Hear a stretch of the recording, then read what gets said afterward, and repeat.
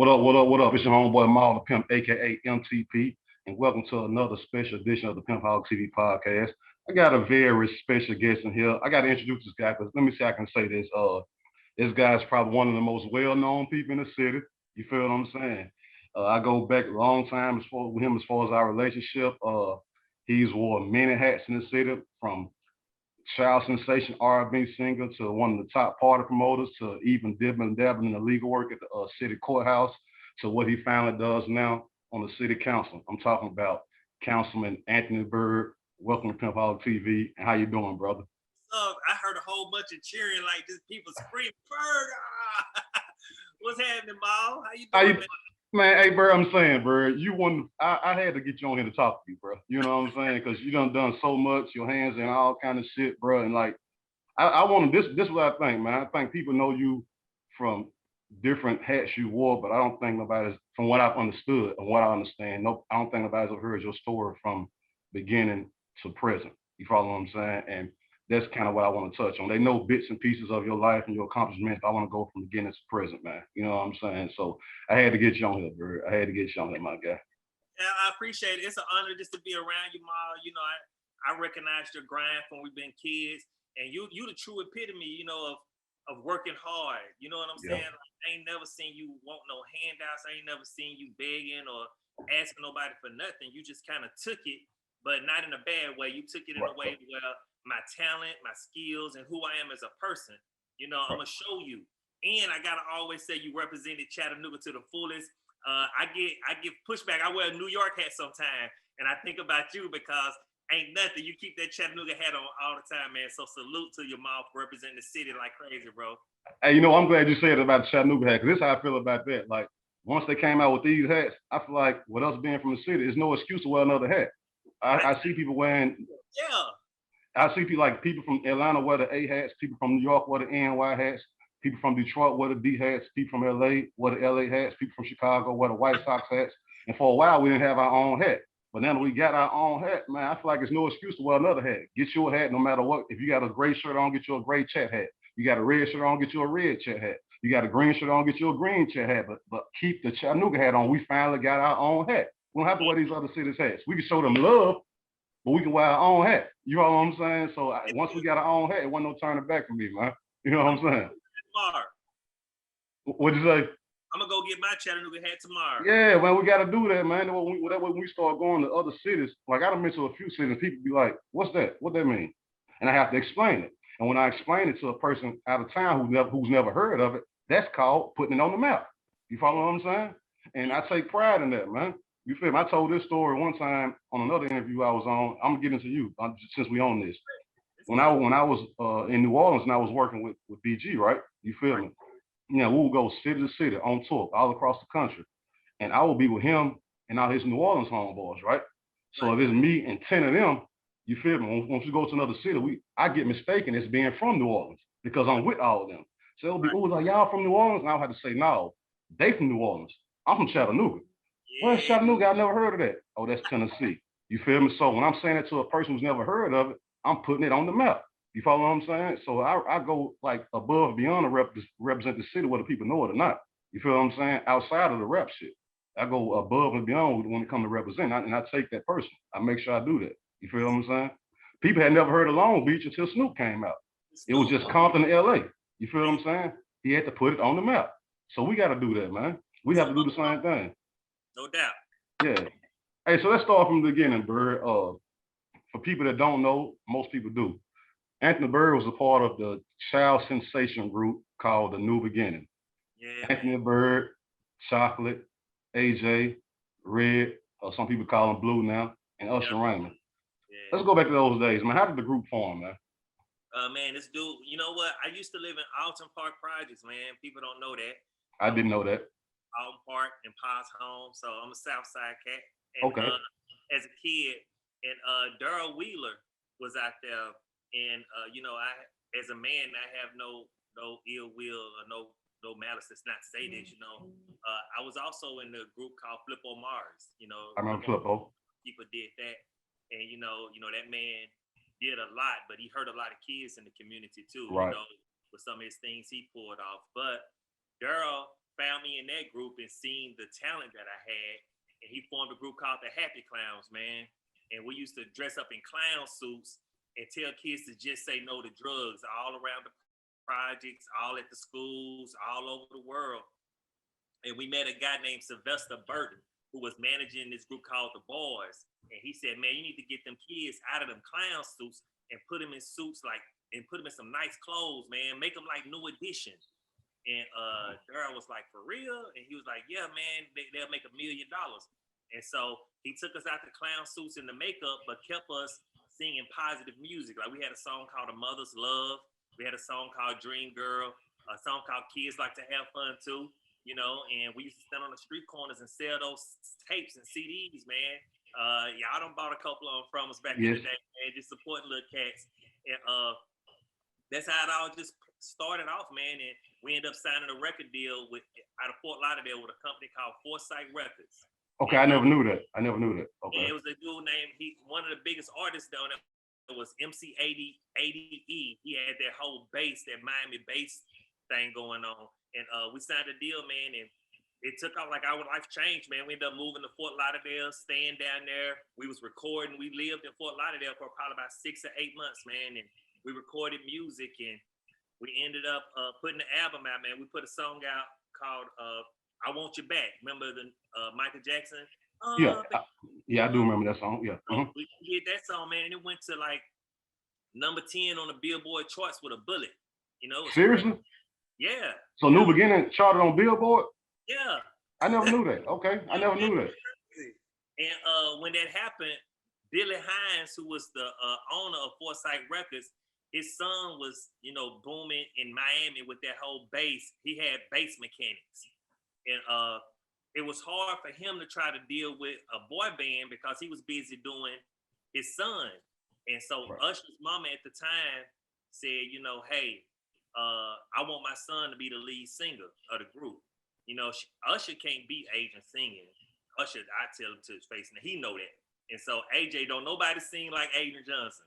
Okay. And so, but his mom wasn't having. His mom was like, I want Usher out front. If you notice the picture, matter of fact, can I let me grab a picture right quick, okay? Go ahead, yeah. Hold on. This is classic shit y'all getting right here, y'all. This is shit that I didn't even know. You feel me? This picture right here, that's the group. Right. That's in the purple. That's Usher in the white. Right. Charles Yarbrough, Adrian, Usher at red. Right. Now, so when his mother bought him that white shirt on purpose, she was supposed to get him a yellow shirt, but she wanted him to stand out, so she bought him that white shirt. Okay. And that's why it looked like that on this picture. Okay. And so, man, what happened? The group, man, we were struggling, man, just trying to get things together, and his mom wasn't having it. She ended up moving to Atlanta and kept pressuring Daryl to put him in a different, you know, make him be out front.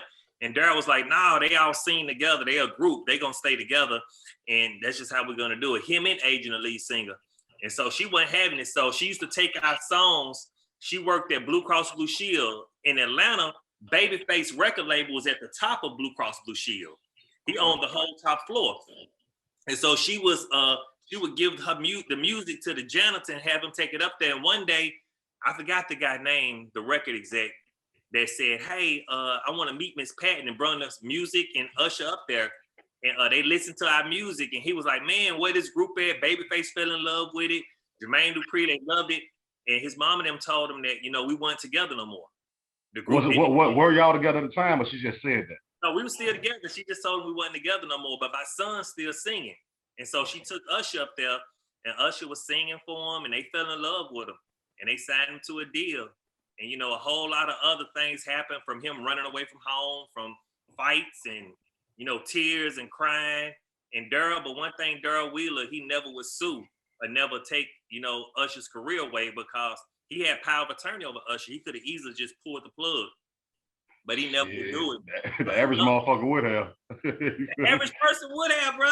But not even pull the plug, but like, because the way the music industry is now, you know this, not even pulling the plug, but like, if you was under contract with me and you end up getting a bigger situation, I'm not gonna pull the plug, but I need to be financially involved in that. You feel me? I need to cut out of that, or I need to get points off your album, or And you know, some kind of way I need to be working to the contract because I don't want to launch you for them to even recognize who you are. You follow what I'm saying? And I don't even think that's wrong. That's just kind of business. You feel what I'm saying? Listen, bro, we all felt the same way, but Daryl, man, he just cut from a different cloth, man. Jesus made Daryl a different way, and he's grounded in Christ. And Daryl blessed to this day. You know, if y'all ever want to meet Daryl, he got the shaved ice machine thing down in Coolidge Park. It's called Happy House. Go down there and check Daryl out, man. He a real God-fearing man. He a good brother. And so Daryl just, man, he wasn't cut that way, Mal. So he let him go and didn't go after him, didn't try to hold him up, or didn't do anything. He probably the most nicest guy in the music industry I've ever heard of. Cause that don't happen. That you know that don't happen, Byrd. It just don't happen, bro. You feel me? You started out with me and you're under contract with me and you get a big situation.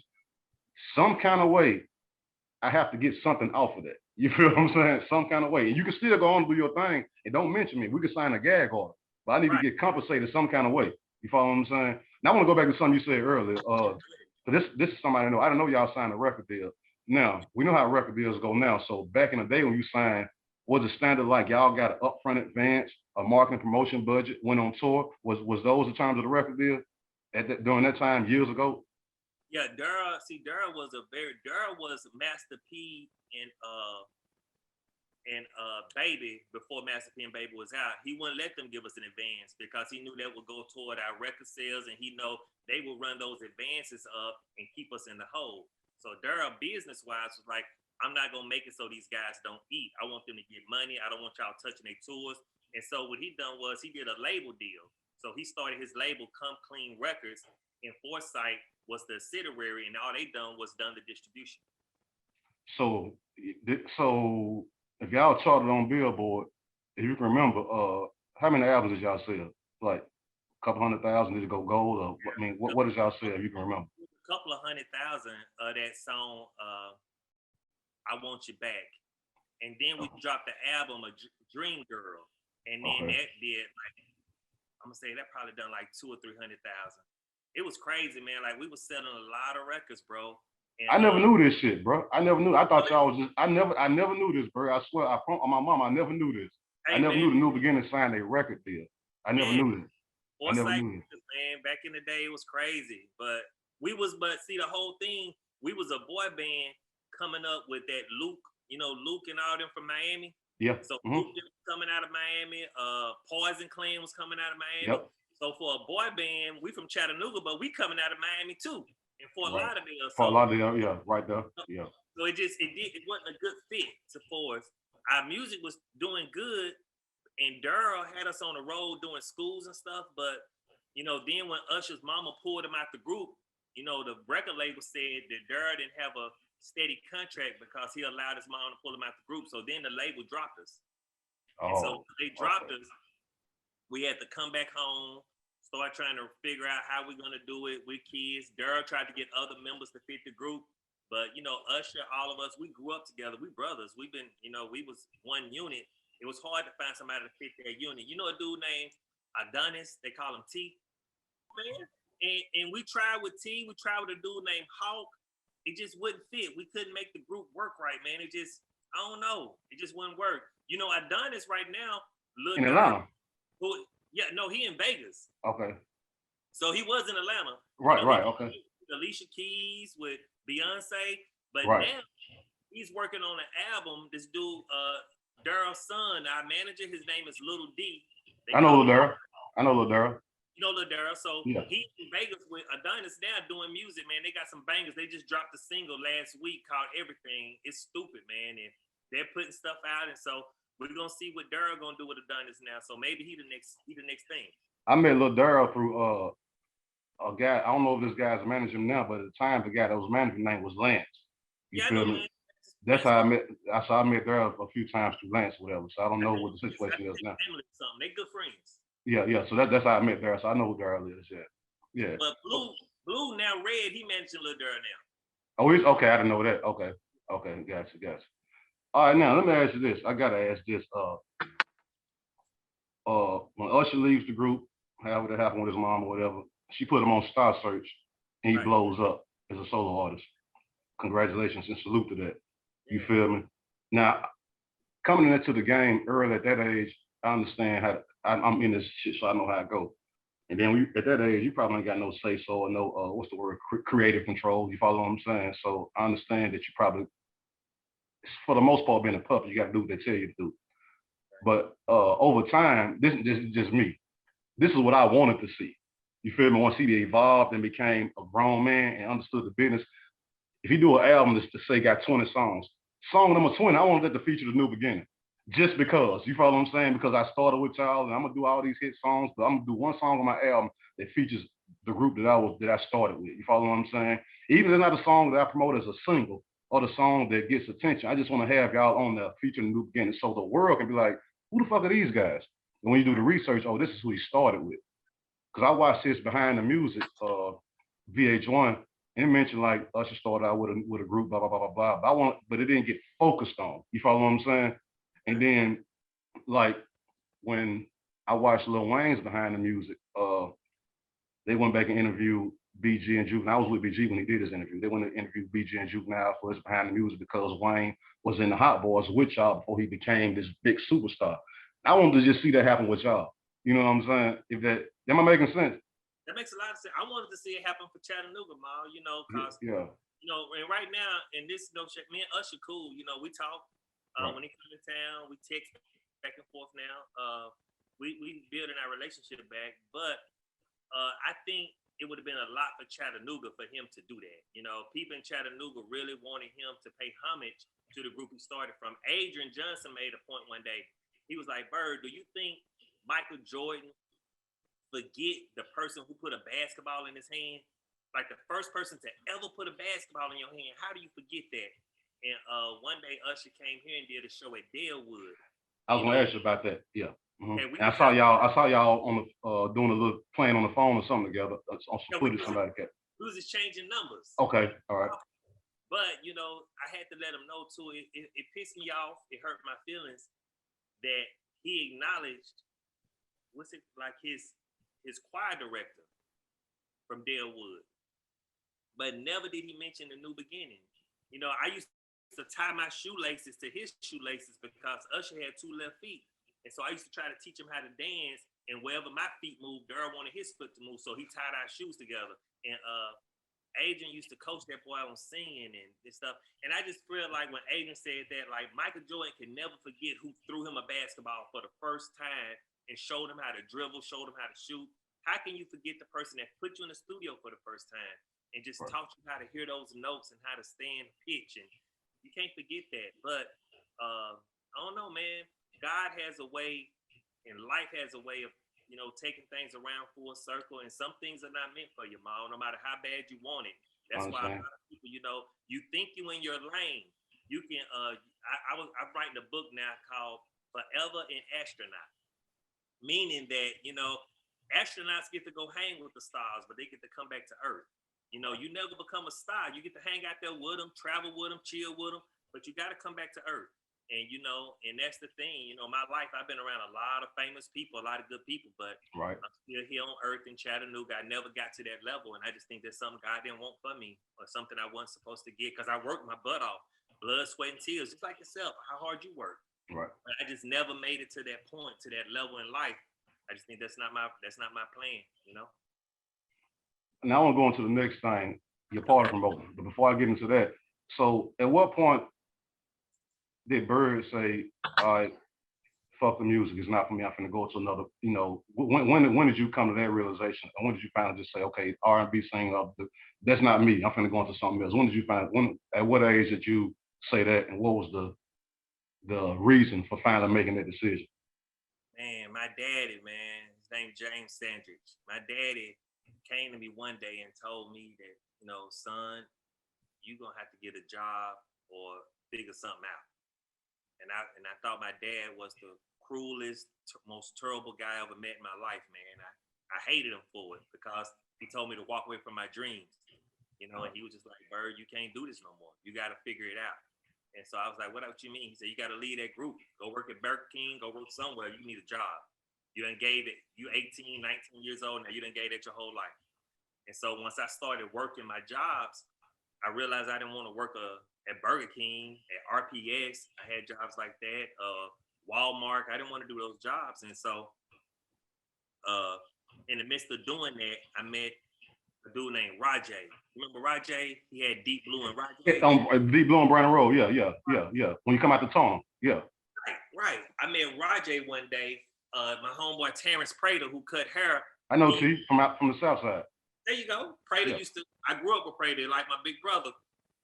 Prater was cutting hair over there, and Rajay them was doing stuff down the street at Deep Blue. He had just left the house on the top of the hill. And so Rajay, me and him was standing outside talking one day, and he was like, yeah, come down here to the club one day and we'll let you host and crank up the party. Cause I was like, man, can't nobody crank a party like me. And he was like, yeah, right. But I didn't know it. I just know what I did with the New Beginning, how I could control a crowd with the microphone. So he let me come down there one day. You remember that the young lady Minnie? She passed. She was on Little Women. I knew Minnie. I knew Minnie person. Yeah. So me and Minnie, we was down at Deep Blue Man one day, and it wasn't really nobody in there, but I was just hyping the crowd up. And the DJ, I forgot his name, but we was in there just hyping the crowd up, having fun, just playing around. And Roger was like, man, I think we got something here. I was like, for real? He was like, man, yeah, all the ladies love you. It's fun. We're having a good time. You ought to come back Saturday and just get on the mic for a little while. So I came back Saturday and got on the mic, and Minnie was up on the speaker dancing. If you look at Facebook, get some pictures of me standing on the speakers, just dancing, the whole crowd just moving. And it was working, man. And that's kind of how it started with the party promoter. Okay. So Deep Blue is what put you in the game as far as party promoter. Yep. All right, now Byrd, you graduated from that and you start hosting your own parties. Now you was doing Midtown, you was doing Cold Trains. Now, from what I know, correct me if I'm wrong, was Midtown the first club that you got on your own to start doing your own thing, or was it something before that? It was Cold Trains first. Cold Trains first, then Midtown. Okay, so how did you acquire that? Did you go on the Cold Trains? Hey, my name Byrd, I want to do this and that. Take a chance on me. How did that happen? No, I say like God, man. I'm telling you, God put you in. Listen, Mal, I believe in Jesus Christ like no other, bro. Like God gonna give you what you ask for. So this what happened. I was at Cold Trains, and I think a guy named Jermaine Harper was running Cold Trains then. Him and this white guy named Pete. Pete owned it. Jermaine Harper was just running it for him. And so I'm at the bar, and I'm looking around, thought the club was cool. And I seen Pete. Pete was cooking in the kitchen. I didn't know he was the owner. And Pete came up to the bar, and he was like, hey, you going to the Dougie Fresh concert? And I was like, nah, what Dougie Fresh concert? He was like, it's a Dougie Fresh concert coming in 2 weeks to the Trade Center. I was like, no, it ain't. He was like, yes, it is. It's about sold out. I said, no, I'm Chattanooga. I'm on my boasting thing now. I said, I'm Chattanooga. If it was sold out, I'd know about it. It's not sold out. He was like, I bet you a bottle of Patron that this place that's gonna be sold out. I said, bet. And so when we came back in 2 weeks, the show flopped. Pete lost all his money. And he came to me, he was like, how did you know that? I said, because I'm Chattanooga. I told you, like, I got my post on it. This is when the barbershops, the hair salons was jumping. It wasn't social media then. Right. It's just you had to go through. And so I'm in there. I know everybody. It ain't jumping. And so he was like, oh my God. He said, you ever ran a club before? I said, no. He said, if I show you how to run this, you think you will be interested? I said, heck yeah. And so he was like, come back down here. So for a week, he showed me how to pour liquor and how to count liquor. He took me to get my tips license and stuff. And he said, now, Anthony, all I'm asking you is don't steal from me. All I asked you to do is, I want you to get this number right here. If you get this number every night for me, whatever left over, you can have it. And so he showed me the number. Well, you know how we do. Our doors make all the money. Right. We don't even need the bar.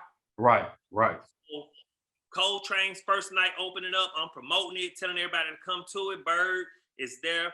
At the time, I was dating this girl named Georgette. Georgette, yeah. Remember Georgette? And she was like, hey, Byrd, like, let's call you your boyfriend Byrd. I said, what? She said, just say you your boyfriend Byrd. I said, that's corny. No, I'm not doing that. I wonder where the fuck that came from, Byrd. So a female gay. I wonder where the fuck that came from, bro. Okay, gotcha. Georgette gave me that, man. And so when the club was jumping, I didn't do it. So we inside Cold Trains, it's packed, man. People outside, and Georgette got the microphone and said, y'all, it's your boyfriend Byrd in the building, your boyfriend Byrd. And people was like, yeah, yeah. And when I got the mic and I just started crunking the crowd up and it stuck. I don't know, like I said, it's God, bro, it's stuck. And I know to associate the worldly life with God don't make sense, but that was a journey I had to go through. You did? Right. That journey makes me who I am today. So that whole thing stuck in. I became your boyfriend Byrd, man, and Cold Trains was jumping. And also Pete on Midtown. So Pete was like, you can have Cold Trains and you can have Midtown. I was like, what? He was like, yeah. So he gave me both of them, bro, and said, all you need to do is hit these numbers. But let me tell you how honest I was, Mal. I hit the numbers, but then I turned around and said, Pete, maybe we need to talk about this because this is your number, but here's all the money I made right here. Like, I made all this money. He was like, you made all that? I said, yeah. He was like, yo, it's time to renegotiate our contract, Byrd. But it was cool, though. And from this day forward, Pete's like a brother to me, man. There's nothing he wouldn't do for me. He owns several distilleries. He owns half of Chattanooga. That's my big brother. And so by me being honest with him that first day, I could call Pete right now and probably ask for $1 million to get to. Honesty, man, listen. Honesty, bro. I preach this to a lot of people. Honesty and relate. And obviously, they have because you formed a relationship with him. A true relationship, bro, and not burning the bridges, this shit will take you further than any dollar amount with. Any dollar amount. Once you got that's how I can reach out to you because of a relationship.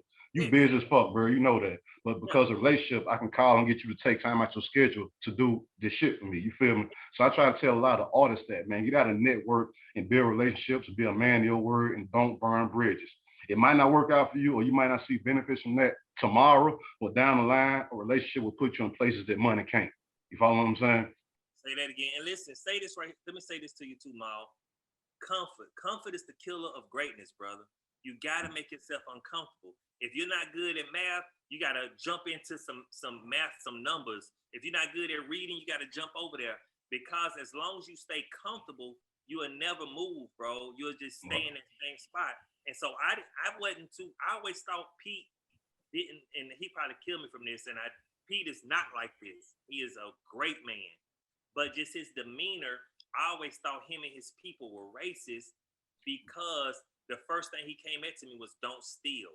And I was like, what, you think black people steal or something? That's what I was thinking. But I didn't let my ego let that come out my mouth. I just thought it and played my role, and I stayed in that pocket with them all. And by me doing that, some people would say I was a sellout. Some people would say I should have cussed them out and told them what it was for. But that opportunity let me meet a brother, a friend, a great man who has taken care of me and helped my family tremendously, bro. And that relationship has helped other things out, even with people that I just come in contact with. I put them together and it make things happen. So sometimes, bro, you gotta just, man, you ain't always, what Dave Chappelle say, when keeping it real goes wrong, you ain't always gotta try to keep it real, bro. Sometimes you gotta just always stay true to yourself. Don't sell out, but you don't have to be disrespectful either. Right. Now you said somebody, no, you said you had Cold Train and Midtown at the same time. Now, me on the outside looking in, this is what I always thought. So I guess you can pretty much correct my judgment. I always thought, okay, you had Cold Train first. I thought Cold Train shut down for whatever reason, and then after that, you went and got Midtown because Cold Train was no longer up and running. But that wasn't the case. Yo, it was like it kind of happened at the same time. I had Cold Trains. Midtown had a real crazy white crowd that was acting crazy. And Pete, they was tearing the place up. And Pete was like, Byrd, I need you to go up there and get that together too. Because my security staff, Curtis Green and his guys. Shout out to Kurt. Kurt, we all started together. We would go in and just change the whole format. So when Midtown, we was restructuring Midtown to get it right. Cold Trains, it was a very, very, very wealthy man who owned the top floor of Cold Trains. He would come outside and honestly, it would be either some puke or something in the parking lot, or it would be some cups or something, or beer bottles where people sneaking stuff out the club sometimes. And him being such a wealthy man and having a Fortune 500 company, he didn't want to deal with that when he came to work every morning, or didn't want to see the the outpour of us all in the parking lot a lot of times. And so he didn't renew the contract. So we didn't own the building. So when you don't own the building, a lot of times people call it, you would say is gentrification, like pushing people out, or you would say that the people are racist. But me now at 46 is business. This was a Fortune 500 company, and we was kind of wild. Coltrane, in our eyesight, the black community was one of the nicest clubs there was. Yeah, it was. It's true. But true story. Some of the outpour that people didn't see, whether it was a fight that night, whether something got broke, or people getting sick, or anything that happened that was a reflection on that entire building when people came to work that next day. And sometimes me being young, maybe lazy, didn't clean up stuff the way I was supposed to, or do what I was supposed to do, that made them say, we don't want this in the bottom of our building. So we had to end up shutting down, and then we moved everything to Midtown. But once again, God had already had it fixed for me. You see what I'm saying? Because God knew Coltrane was going to shut down. So that's why he moved me to Midtown. And there you go. And then we started doing Midtown. You remember that club, Fire and Ice? Yeah, I remember that. Yeah, I remember out there in Hickson, I think. Fire and Ice was downtown. Oh, downtown. Yeah, downtown on Market Street. Yeah, I got booked for a concert down there, right by where used to be McDonald's and shit. There you go. Yeah. So Fire and Ice was up and jumping when we was at Midtown, but they was shooting and fighting, acting crazy at Fire and Ice. They didn't know that. They didn't even know Midtown exists. You know the lady that ran for office, Kim White, right? I know. I heard her name. Yeah. And Kim White ran for mayor. Right. And during that time, Kim White was running a place called the Loveness Building. That's the building that separated Midtown and Fire and Ice. Okay. It's where Miller Park. Right. Yeah. So she owned that building, and she was having problems with Fire and Ice, but then they kind of lumped us all together. And so she was just, once again, Ma, I thought she was racist. I thought she was a bad woman, bro, because I didn't know business. All I knew, I was young, black, making money, and I didn't understand that I was messing up their dollar. You did? Like, I was infringing on the money they could be making. So she was putting out that, hey, we don't want these two clubs down here. And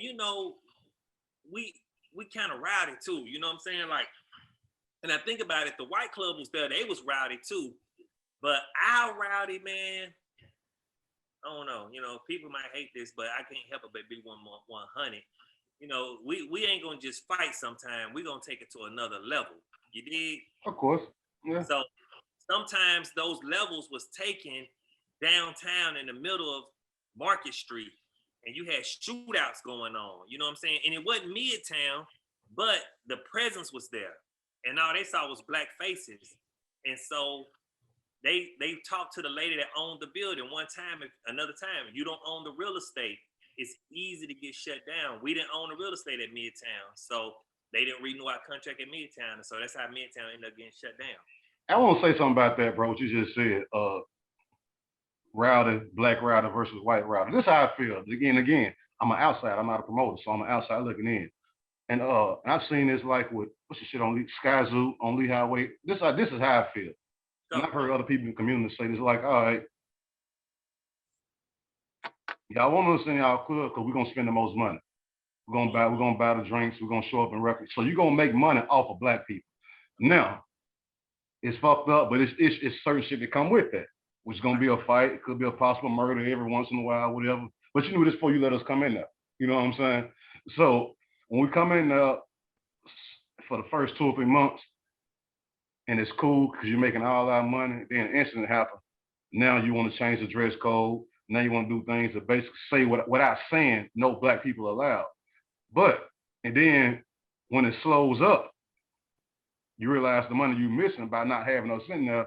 And you figure out a way to finagle us back in there until another incident happens again, then you go right back to the shutdown again. So you understand what I'm saying? So I feel like when you deal with us, just you're gonna make the money that you're looking for. But every once in a while, prepare for a certain incident. You feel me? If you don't want to deal with that incident, don't let us in at all. Right. You follow what I'm saying? But so I feel like they get our money, and then when something happens, they shut us out. You follow what I'm saying? Do that make sense? Yeah, you're 100% right, bro. But listen, I want us to do this right here, though. Like, you heard what you just said. You said they will get our money, meaning the owners of the club will get our money, right? When we gonna own our own?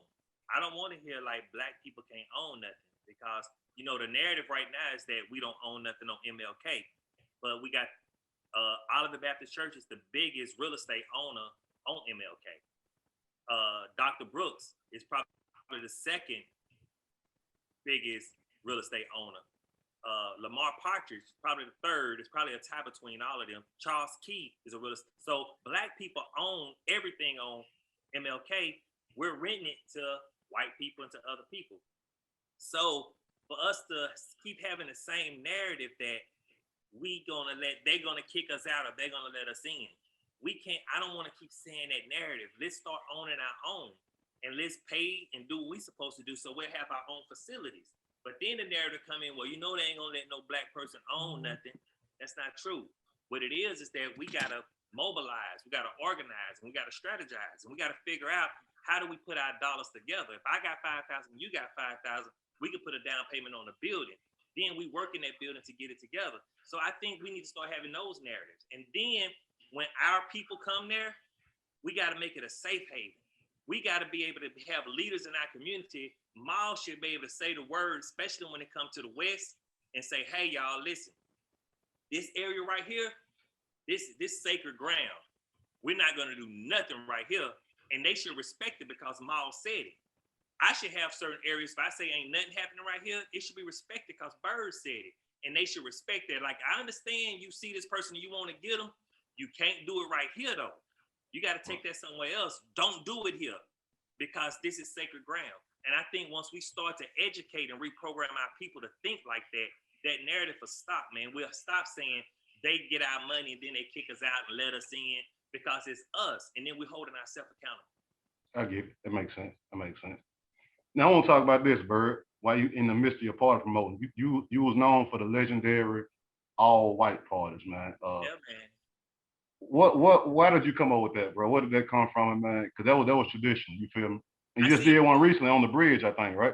Man, yeah, it's so crazy. 2 numbers, man. It was ridiculous. I never do it again. I'm gonna say that. That bridge whooped my butt, bro. Why you never do it again? Because to the party consumers in the city, they want that. They want it. Why would you never do it again? Explain that. Logistically, it's just too hard. That bridge is too long.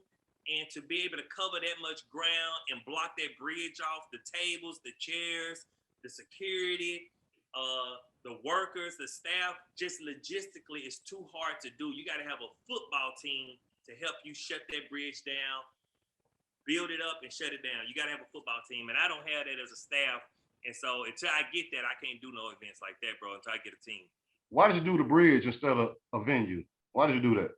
Okay, well, first of all, the year before last, we did the Westin Hotel. Okay, yeah, I remember that. I always try to one up Chattanooga because, Ma, once again, all I hear is how messed up we are as a city, how nobody got no money, how the white man don't want us to have nothing, how it's so everything against us. But Ma, bro, everything I see, man, is we can win, bro. When we work together, we can win when we spend with each other. We can win when we hold ourselves accountable.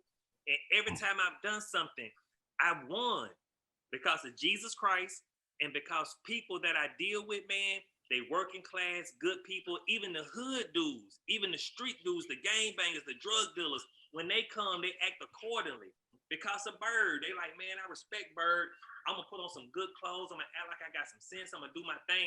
I'm gonna leave the streets where the streets at, and I'm coming to party with Byrd. And I respect them for that, Ma. I love them for it. But we gotta do it on a bigger, consistent basis. And so when I seen Puffy doing it in the Hamptons with the Kardashians and all them cats from New York, I said I could do this in Chattanooga. And I did it, Ma. I did it. Just like that. You the Chat-Town P did it, Byrd. I'm glad you the Chat-Town P did it, bro. I ain't never think about that till you said it. You the Chat-Town P did it for real. Man, it happened, bro. It happened. And that's what it's about, Ma. We gotta stop. We gotta stop that narrative, man, because it ain't everybody in my circle, Ma. And you have a different circle. I get it. I get it. But I'm just speaking from my experience. everybody in my circle is winning, Maul. Everybody. Not because of me, because of what they do, because of the hard work they put in. And the people that's not winning in my circle, it's because a lot of times, not because of the cause of nobody else but their own, Maul, because they have habits, because of their work habits, because of how they do things. We all have family members like that. It's them. They got some accountability and some stuff to do. So every time I turn around, I just keep hearing the same narrative that we can't win, we can't do nothing. And that's even with the council stuff, bro. It's just how the white parties, the club, me working at the courthouse, all of this stuff. I was like, man, I can do anything. All I gotta do is put my mind to it. And it worked. Every time, Maul, no matter what I put my mind to, I want to do it, it happens. Is it always successful? Yes. It's always yes. He said yes. Yes. And listen, it's because of what I learned, either financially successful or mentally successful. Because I grew as a person, Maul. I'm not stuck in the same position. I learned something from that. And so that's why I just encourage people, man, you got to grind. Rick Ross said it. You ain't got to be the smartest person in the room. Just out hustle everybody in the room. Yeah. Another narrative too about that. If you walk into a room and you're the smartest person in the room, you need to get out of the room because you can't learn nothing. Get out of the room, Maul. Yeah. I don't want to be the smartest person in the room. I want to be able to learn something from somebody around me. I don't want to be the smartest person in the room. Never. You are the average of the 5 people you hang around the most. You're the average of the 5 people you hang around the most. Now sit back and look at the 5 people you're around and figure it out. You're the average of them. So if you're the average of 2 dudes that staying with their mama, 1 dude that's living with his girl that don't have a job, 1 dude that got a job, maybe working TVA, making some money doing this thing, and then another dude that's making money out here on the streets hustling, but he getting money. You the average of that. So where does that leave you? So that's why I want to surround myself around millionaires. I want to surround myself around people that's way ahead of me. Right. So I can put myself in that position so I can create a legacy for my kids, man. I got 3 kids, bro. So with my 3 kids, what am I here to lead them, man, Maul? I got to put myself in position. It's not about Byrd no more. I got to have them some real estate. I got to have an insurance policy on me so when I die, my kid's getting a $300,000 check. You did? Right. So I got to be prepared for that because a lot of times we don't leave our children nothing. And then we wonder why we have these generational curses because we cursing our families. Right. So that's just where I'm at, bro. I agree with that. Okay, let's talk about this, Byrd. For years, you worked at the courthouse, man, downtown. Now, before I get into this, I would always say, I would see you down there without coming up with certain shit, you feel me? But I would hear a lot of people saying, yeah, I had a case, man, blah, blah, blah, blah, blah, but then Byrd told me this, Byrd told me that. So basically, and these would be street, so you was advising street niggas on whatever their situation was.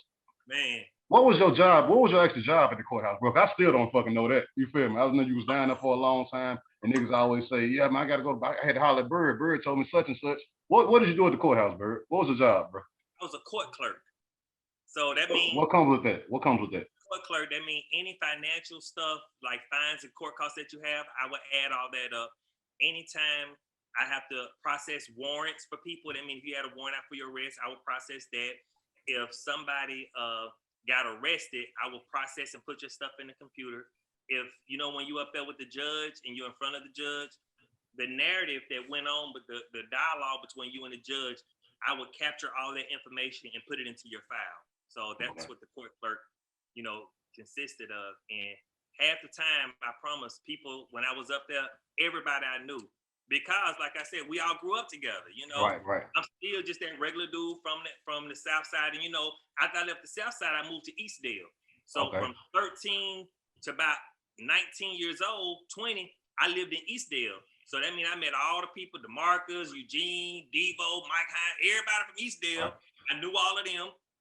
Then we moved over to Kim Drive. So all these people I grew up with and raised and knew, and they raised me.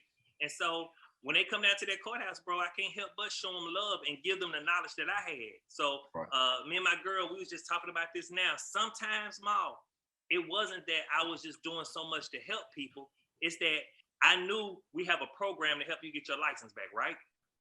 So you come up there and you don't have a driver's license. And I'd be like, how much you owe to get your license? And I look it up and say you just owed $1,000. But with the program, if you paid half of your money down, you can get on a payment plan for the rest of the 500 and get your license back.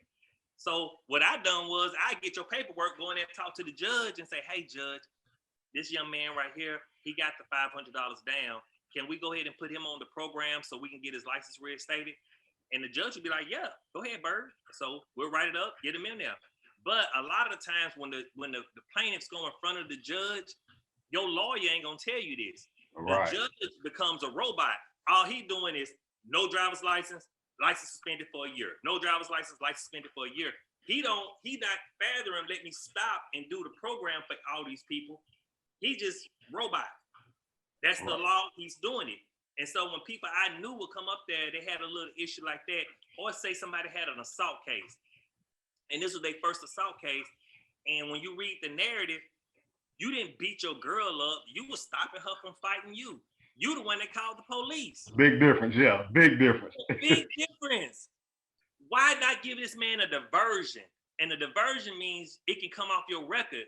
If you plead guilty, it can't come off your record. So a lot of people will come up there and just say, man, I'm gonna just plead guilty so I don't go to jail, get this public work days and go home. But in 6 years, when you're ready to get a job, you got an assault case on your record, so you ain't gonna get a job. So you'll come in there with me and I see it and I'll be like, hold on, this your first charge. You know you can get a diversion, right? Oh, for real, Byrd? Hold on 1 minute. Hey, judge, can we get a diversion, a guilty plea diversion, so this person can get this off their record? Judge be like, yeah. But the lawyer or whoever the DA is, they didn't tell them that because they just are doing a robot. We just following the law. So me doing stuff like that, man, over 25 years, man, I realized I changed a lot of people's lives and helped them out. So many people come up to me, Byrd, and be like, Byrd, man, you don't know what you did for me, bro. I really appreciate it. And so that's what I'm supposed to do, man. My service is the rent I pay for my time here on earth. You done helped a lot of street niggas out working at the courthouse.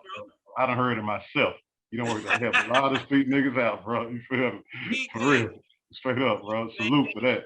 Appreciate that, bro. And we're going to keep on. You know, I'm back down there now because when I became a councilman, I changed the law so I can get my job back. Okay, I didn't know that. Okay, so you're on the city council? Because we're finna get to the city council. So you're on the city council and you working at the courthouse? Yep. I'm back at the courthouse now. I work for Judge Poole. Ain't that some shit? Okay, we're gonna bounce back there. So let's go to the next thing. City council. Why did you run for that? What did you feel like you had done enough at the courthouse and you're trying to upgrade, or was it like I'm just gonna try some shit and I just happened to win? But what happened? Explain that. You know Gerald Perry? No, I don't. No. You know Gerald Perry? He runs Avondale Center. Okay, I don't know.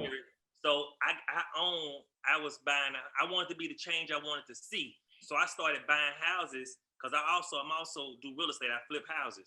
So I started buying houses in Avondale because I knew the change was coming there. So I said, let me buy houses and put Black families in there. And at this point, I done put like 6 Black families in homes ownership in Avondale. Keep on going, keep it going. So one of the houses I bought in Avondale was behind Avondale Center. And I used to cut through the back, through my fence, and go sit on the little stoop and talk to Gerald. And for some reason, you know, when I'm out somewhere, everybody come up to me because of the courthouse, because of the club, because of the new beginning. And they Byrd, show me love. So Gerald was like, man, you ever thought about running for office? I said, no, ain't no politician. Like, I don't even know what a politician did. Like, what a politician do? He was like, Byrd, I just think you can help out a lot of people because you are the people. Like, you deal with the people. You talk to the people, man. Everybody love you. I just think you can make a lot of moves as a councilman. I said, I didn't even know who the councilman was because you listen, Mal, in our everyday life, you do not have to deal with a city councilman or the mayor in your life unless you're trying to do a program or do something, then you want to go talk to them for some funding.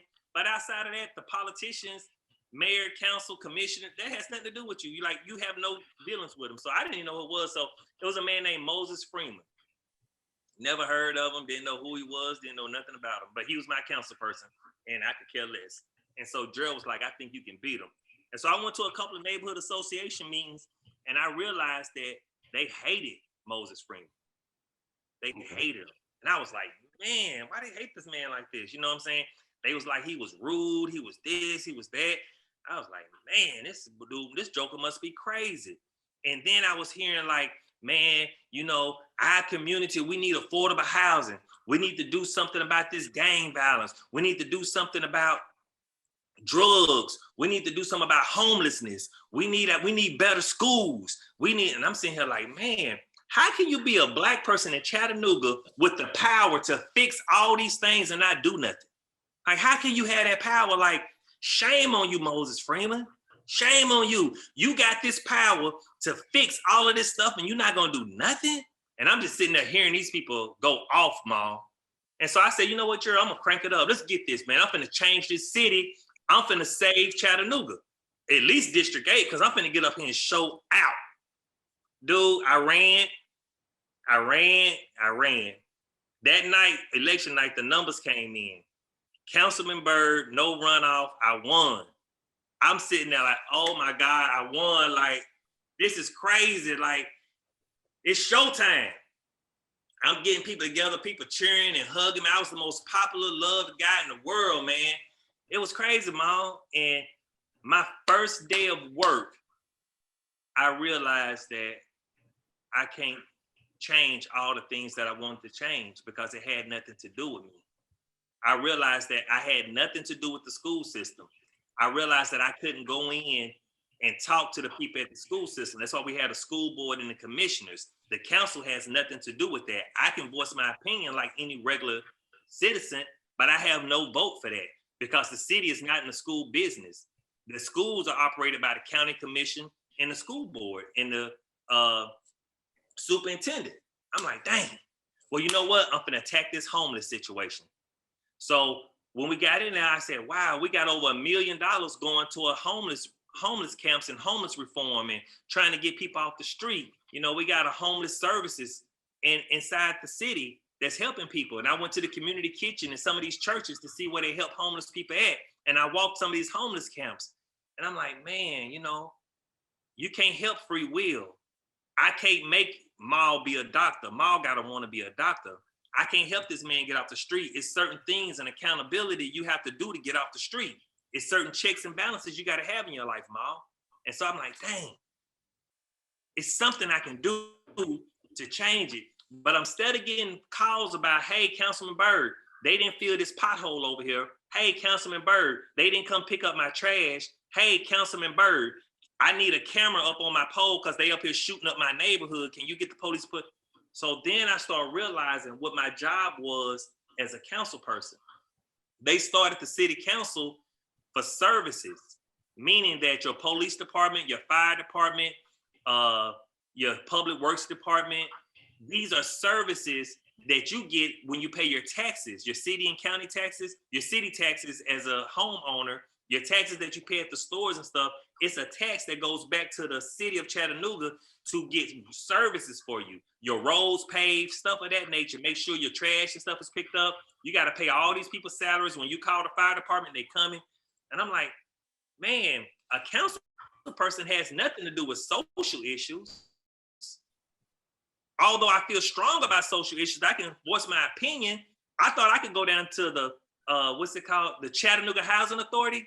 That's the Chattanooga Housing Authority. I'm finna go in there and kick the door in and be like, hey, we finna shut this down. We finna get everybody Section 8 and we're gonna make these people rent their homes out. So I go into Section 8. I'm not even allowed in the building without getting an appointment. Just because I'm Councilman Byrd, the city of Chattanooga has nothing to do with the Chattanooga Housing Authority. It's just located in Chattanooga, like the New York Housing Authority or the Detroit Housing Authority. It's fed through HUD. And I was like, golly, like everything that I thought a councilman did, they don't do. And so as I started doing my work, I realized all I can do as a councilman is listen to the people in the community of District 8, which is from Amnicola Highway to Rossa Boulevard. I have 20,000 people in my district. So when it's a problem in your community or something is going on, I come in and try to be the liaison to try to figure out how we can get you to a solution. Meaning that if you don't want, say like in Orchard Knob, you know the Orchard Knob by Orchard Knob Middle? Yeah. Orchard Knob Elementary. Up in Orchard Knob, that's a R1, meaning that residential houses only. Orchard Knob don't want no duplexes up there.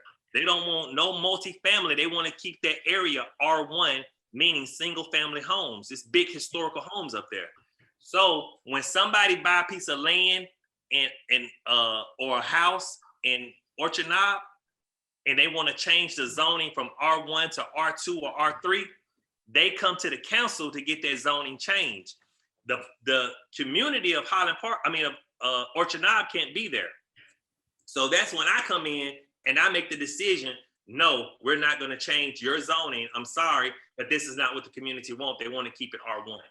So that person will have to lose their zoning. They got to stay R1. They can't change it. So that's basically what my job is. I listen to the people in that community and what they want from their community and the direction they want their community to go in. I'm the liaison. So when it's there, I can make the decisions for that community. And that's my job. Okay, I want to touch on a few things you said. Okay. Let me say this about as far as you people telling you should have ran for council, blah blah blah, because everybody know you. Man, listen, my cousin tried to tell me the same shit. I don't feel like that's my field though, bro. It's just not. My cousin like, man, you're a rapper, man. You got a big fan base, man. People vote for you, ma. Y'all. I'm like, man, we went back and forth 30 minutes about this shit. I'm like, nah, that ain't for me. You know what I'm saying? Because that ain't my field. I'm like, nah, that ain't my field, bro. You feel me? And then another thing, I don't want to be responsible for getting in there and then y'all looking at me like I didn't do what y'all thought I was supposed to do. I don't want that on me. You follow what I'm saying? So that's a double-edged sword. And I heard a few things you said, so I'm gonna give you a chance to say this. Like, so what is the biggest what's the word? Misconception or the biggest misunderstanding that I'm saying us, meaning people who are not in politics, that we have? Because all we know is we voted Byrd in, so this is supposed to change tomorrow. You follow what I'm saying? But obviously it's not like that. You follow what I'm saying? So what, and you just pretty much clarified what I'm about to ask you, but I'm just gonna still ask you again. What's the biggest misconception that you get or the biggest misunderstanding that you have to tell people it's just not like that? If it was like that, I would do it. Or if it was like that, we would make that happen. But it's not like that. Y'all just don't get it. I say just the role between, like, the city council is the legislative body, meaning that we create the laws to operate the city. Like if say like they wanted to bring scooters into the city, those little motorized scooters. Yeah. We want to have them in the city. And so we as a council, they can come to the city, but we decide how the rules and operations are going to happen when it comes to, do you have to wear a helmet? Do you have to be on the sidewalk? Do you have to be on the street? Okay. We create the laws. Airbnb, when it came into the city, we figure out, hey, how do we capture the laws and make sure how the operations go for Airbnb? We are the legislative body of that. So a lot of people think I can fire the police chief. I can fire the public works guy or a person that works for the city. No, I have no jurisdiction or authority over anybody on the police department, fire department.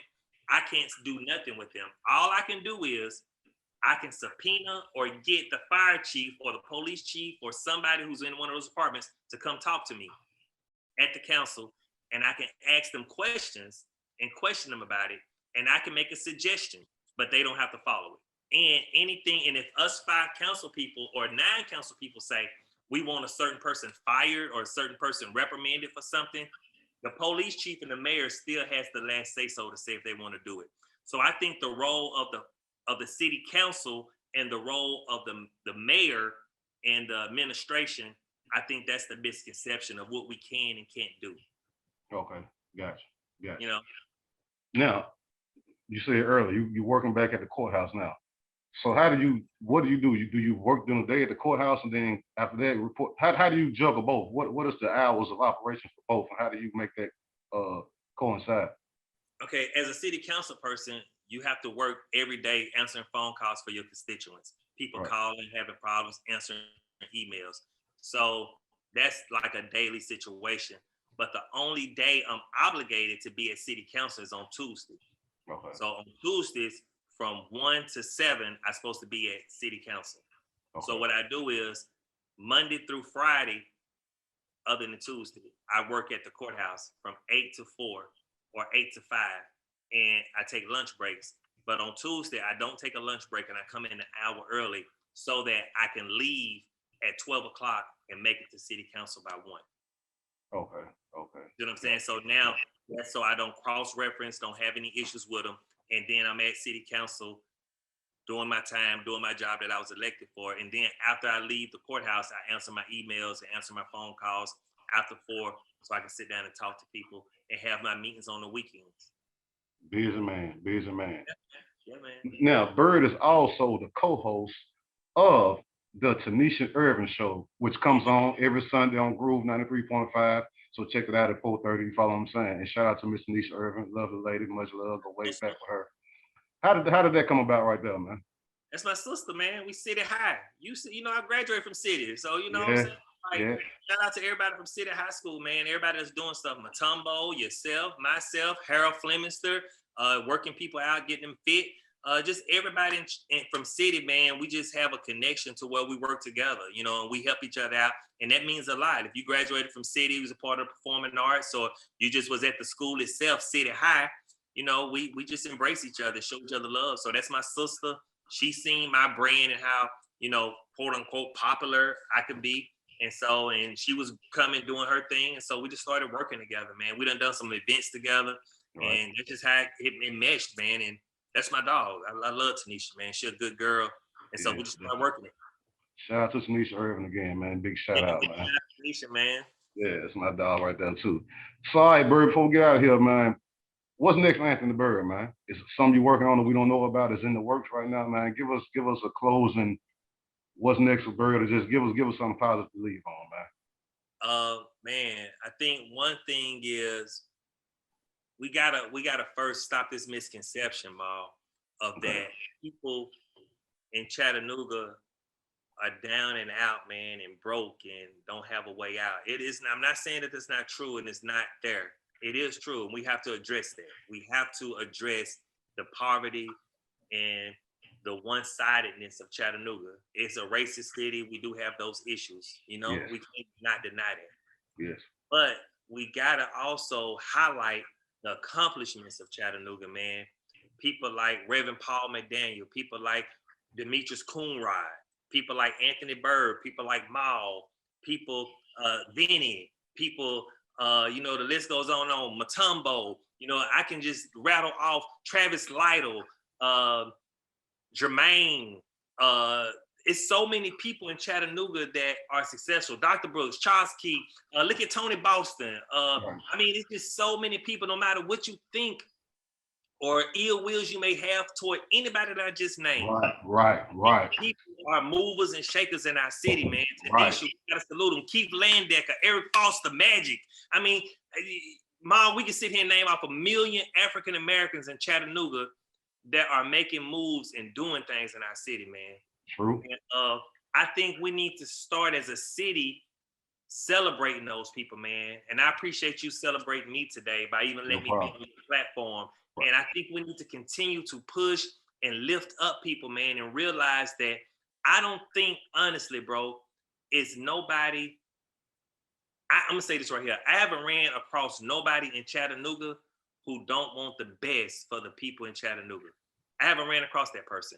Now, our ideals may not line up, our story may not line up, and they may have a different way of doing things. But at the end of the day, I haven't met a person that said, you know what, I want to keep these people homeless. I want to keep these people poor. I want to keep this person. That's not my circle. That's not who I deal with. I haven't met no one that way. Everybody I meet wants to uplift our city, wants to represent city, wants to represent Chattanooga, want to put on that lookout hat and say, hey, I'm from Chattanooga. I'm going to put Chattanooga on the map. Everybody I meet, that's how they want to do, bro. I promise you. I have not. And then when I meet that person, you know, I let you know that don't want that. And so I just encourage everybody out there, use your platform, Mal, to keep pushing positivity. Use your platform to uplift Chattanooga like you're doing. Keep rocking your lookouts hat. I'm going to do the same thing. I encourage everybody to get a lookout hat, and we're going to look out for each other and have each other's back. And no matter where you see me at next, I'm going to always have your back, Mal, and I'll always be there for you, bro, because I think you're a real brother. And let's just keep that positivity going, all right? I appreciate that. Before we get out here, give them your contact information, your Facebook and Instagram and all that, so they can follow you and keep up to date. Hit me up. You hit me up on Anthony Byrd on Facebook, You can hit me up on Anthony Byrd _DTE on Instagram.